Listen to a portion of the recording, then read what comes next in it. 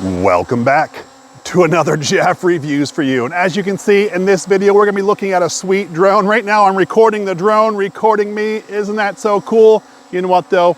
Enough talk, let's get right into this review. Here's the box that our Veeniix V11Air came in. I am gonna proceed this video through the unboxing, the setup, and the use. If you wanna use the timestamps down below to bounce around, you can, but I wanted to go in a sequential order. Okay, as per this review, it retails for right around $600, except it is on special right now, and I thought that was awesome for right around $360. I don't know how long that lasts, but if you're into one of these, this is a great deal. I think it's time to crack open this box to see exactly what our drone looks like. Inside of our packaging, we of course have our drone, a sweet controller, and two 3500 milliamp batteries. When I originally opened it, it was all nicely packaged, so you're gonna see it a little differently. I just didn't feel the need to have that stuff on video. What I'm gonna do is I'm gonna go through each piece step by step as we set this up. Included in the kit, you have two 3500 milliamp batteries. They do take around 2.5 hours to charge. You get about 35 minutes of runtime per battery, so total 70 minutes. On the side here, you have a little button that shows you your battery light indicator. From the factory. We have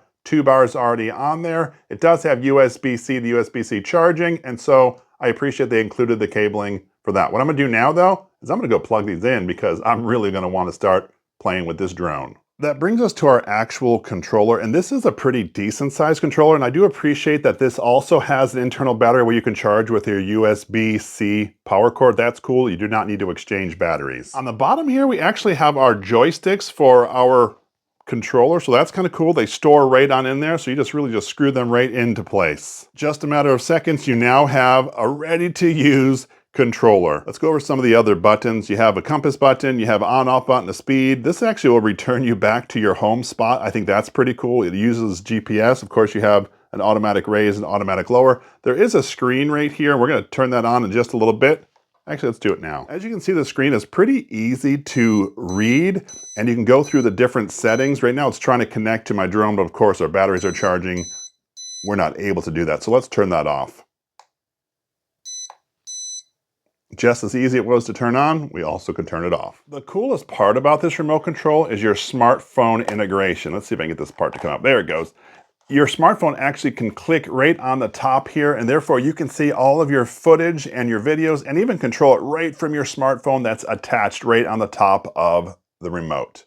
The connection to your phone is actually a wired connection, and they already have this set up included with the USB-C port right here. So if you have a newer Samsung or newer Android that has this connection, or the newer iPhone, you're already set up ready to go. Fear not, if you have an older iPhone, an older Samsung or Android, they also include the lightning cable attachment or the micro USB attachment, so that's pretty cool as well. Just to show you, they have them actually right here. I'm not gonna use them, so I won't keep them in my bag, but what you would do is you would actually just pop this piece out. Let me see if I can do it without making the camera go fuzzy.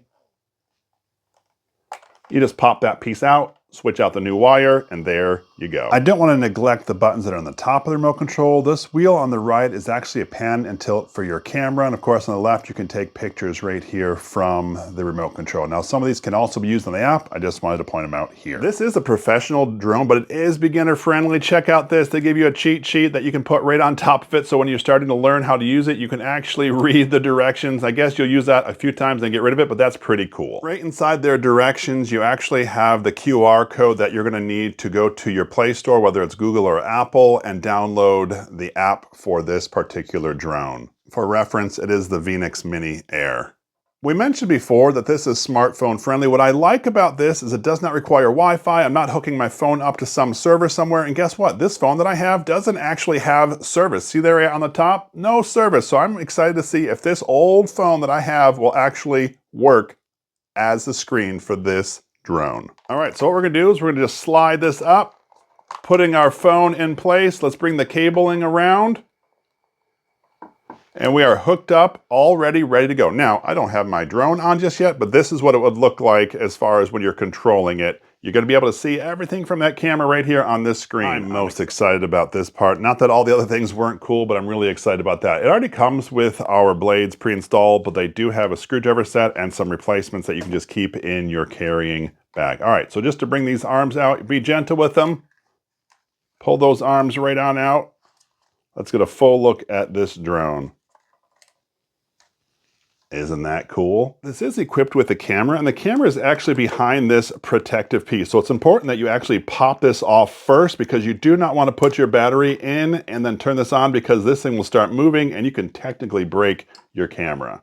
To make sure you have the clearest picture possible, remove this protective piece there. There are sensors all over the drone. I guess that's in hopes for you not to be able to crash it, but hopefully I won't do that in this video. You can see the sensor on the front. Of course, we already showed you the camera. There is a sensor right here on the bottom to make sure you don't crash upon landing. You can record video and picture directly to your phone, but if you want to store them, you're actually going to need to purchase an SD card that goes right in here. This is a micro SD card, and it says up to 120 gigabyte. That does not come with it. Of course, in the back here is where our battery will go when we're all nice and charged. I'm super excited. I hope you are too. Once those batteries are charged up, we're going to test this out. Who's excited about our very first flight? What we're going to do is let's open up the drone first. How you do this is you just want to bend out the arms that are arm A, which have right now the orange blades, and then let's bend out the other arm. See that? We're all set up there. Now there's that button on the back to remember. That's how we're going to turn it on. So let's do that. Wow, it gave us a nice audible sound that it is turned on. Now we're going to turn on our remote control. I'm just turning on the bottom part first because I want these two to sync together. After they sync together, I'm going to turn on my phone. I've found that if I do these first, the phone will then connect, and if I do the phone first, well, it won't connect. So anyway, this is going to boot up together. It's going to bring the GPS signals together, and we'll be ready in just a minute. We are booted up, and I don't know if you can see my screen, and actually I don't think you can, but this is already showing me the camera. That's actually pretty cool. I'll take a quick screenshot so you can see what it looks like. Whenever I fly a drone, I like to have a mat underneath. Now, I just happen to be on a table, and the reason why I have a mat is because I have grass around me, so when this thing lands, I want the blades of the drone not to hit the blades of grass, just something I think will keep it safe. Are you ready for this? Our first flight. So what I have here is I have my remote control, and I'm going to push both toggles down and in. This is going to start up the drone. Ready? Oh, do you see that? It started right up. Now, to lift up, we're going to take this left toggle and push up. 3, 2, 1. We have liftoff. Can you see the drone? Now that thing's only 30 feet off the ground, but doesn't that look sweet? I can utilize the toggles to go up, I can go down. Now if I want to go to the other toggle, the right side is where I can go right, I can go left, I can even go forward. That is super cool. I wanted to give you a real quick tutorial on how to control your drone. I'm in beginner mode, so I am limited to how far I can go, so I'm relatively close to where we took off. Just so you know, if you want to change that, you have to toggle off beginner mode, and we'll show you how to do that later. Right now I have the drone facing away from me. You can see that the orange propellers are on the other side and the blue propellers are closer to me. This is the orientation you want to have if you wanted the drone to respond to you left and right. If it was back the other way, it would be backwards. Anyway, so what we're going to do is I'm going to show you the right toggle. Let's do a quick left movement. Now let's go to a right movement. See how it just really is responsive? I can also go forward, and then of course I can come backwards. The other joystick will actually turn it if I use left to right. See how it's turning the drone left to right? That's cool. It also, I can raise it up and down. If I go down, it goes down. If I push up, it goes up. That's just a really quick tutorial. Now remember what I said, if you're facing the opposite direction, right is left, left is right, just so you are aware of that. I wanted to give you a first-person view of what the drone sees. So I can see the drone for me. Right now it's about 60 feet off the ground. I know that the orange propellers are the front. So if I go forward, that's what's gonna be the front. If I wanna go backwards, I gotta turn the whole thing around or just use the toggle and go backwards. But check this out. I could just pan across my entire environment and see all of the surrounding area. Isn't that cool? Not to mention, it's really smooth. We talked about earlier on in the video that I do have the ability to raise and lower my camera just by that toggle. I think it is so neat, and it's really responsive. Each locality has height limits as how high you can fly these, so make sure you know that before flying. Right now I'm gonna stay right around this 60 feet high mark. I think I'll be in a safe zone for my area, and not to mention, it gives you a really good view. Now I know you're probably going to be getting a lot of the noise from the propellers, but one thing I think is cool is the return point button. So I just click this button right here on the remote, and that thing's going to go up and go all the way back and land where it took off from. Now that to me is really intuitive and very cool. Let's watch it happen. What you can't see right now is about 60 feet up. It just came right above the spot where it took off, or at least relatively close, and now it's gonna start to descend and land.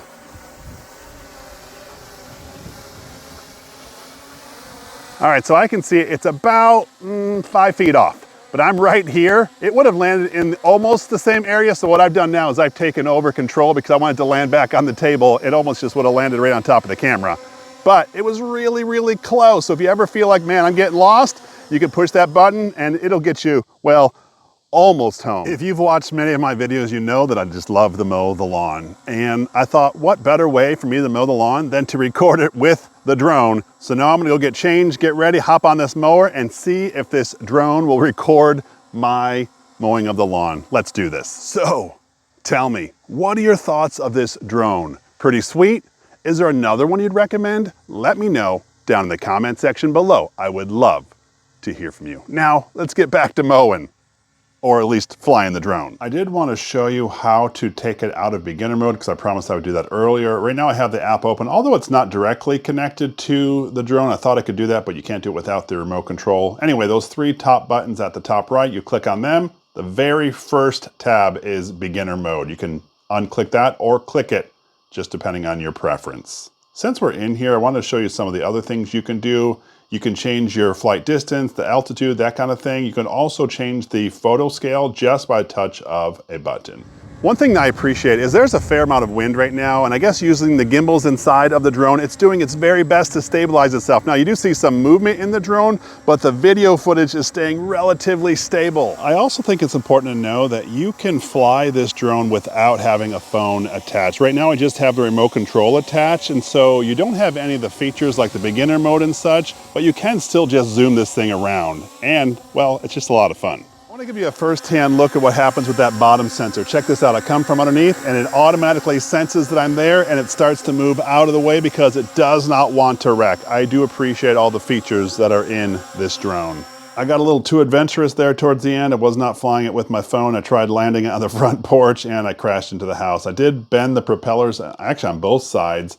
It still flies pretty well, so I'm not going to swap them out. I might just try to smooth that out as much as possible, but be careful, you can crash. In this video, we were taking a look at the Veeniix V11Air. It is an entry-level drone that is professional in nature, but can be used by beginners. So what do we think of it? First things first, if you look at the full retail price point, $600 is a lot of money, but I'm really excited about that special they had for $360. In my opinion, that's actually worth it. They really did squeeze a lot into this drone. The 6K camera, the 3-axis gimbal inside just to keep it stabilized. It does a really good job. I appreciate the GPS integration, although that didn't do exactly as I hoped it would. It still brought it back within about 5 feet of the area it took off. In my opinion, that's actually pretty impressive and probably on point. The included batteries give you 70 minutes of runtime. I will say when I was recording, I got about 25 minutes of total time before the battery would go out. So you do lose a bit if you're going to be recording about 20 minutes total if you utilize both batteries. So just so you're aware of that. In this video, I was actually direct recording to my phone, but if you're going out of range past that 10,000 feet or so, you're definitely gonna need to have your SD card installed in order to capture that video. Since I was so close, I just didn't need it. Anyway, that was my full review of the Veeniix V11Air. It's a pretty sweet drone. If this is something that interests you, I will leave a link down in the description. This is Jeff with Jeff Reviews for You. As always, thanks for stopping by and I hope you have a great day. You're going to store it away. Make sure you put your camera cover on the correct way. There's this little tab in the front. You just loop that in there, bend it over, snap down, and clicked into place. Now your camera will be protected. I really do appreciate that you stayed around for my entire review of this drone. You know what? This is not the first drone that I reviewed. I actually reviewed an entry-level drone not that long ago. So what I'm gonna do is I'm gonna link up that review right here, and I would love it if you would click on the link. And when you do, by the magic of the internet, I'm gonna join you at that review. So go ahead, click it. It's safe, I promise.